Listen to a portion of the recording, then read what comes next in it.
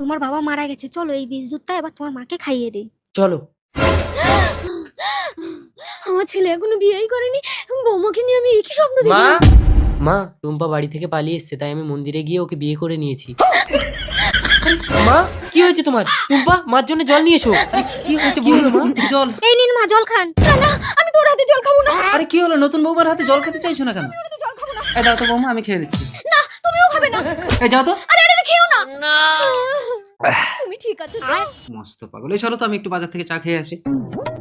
মা তুমি ঠিক আছো তো? হ্যাঁ। এসো টুম্পা। না, এই বৌমা বেঁচে থাকলে এর হাতেই আমাদের মৃত্যু হবে। এক কাজ করি, দুধে বিষ মিশিয়ে বৌমাকে খাইয়ে মেরে দেবো। বৌমা। হ্যাঁ মা। এই দুধটা খেয়ে নাও বৌমা। ঠিক আছে মা, খেয়ে নাও। এই তোমার মা আমাকে দুধ খেতে দিয়েছে, তুমি খেয়ে নাও। তোমাকে দিয়েছে, তুমি খাও। না না, তুমি নতুন নতুন বিয়ে করেছো, তোমার এখন পুষ্টির দরকার, তুমি খাও। ঠিক বলেছো।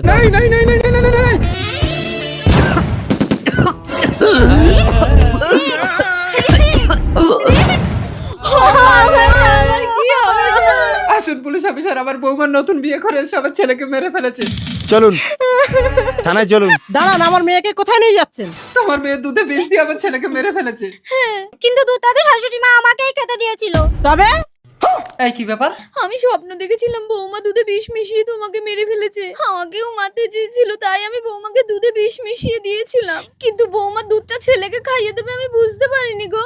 স্বপ্ন দেখে তুমি আপনি আপনার ছেলের খুনি, চলুন। কি গো?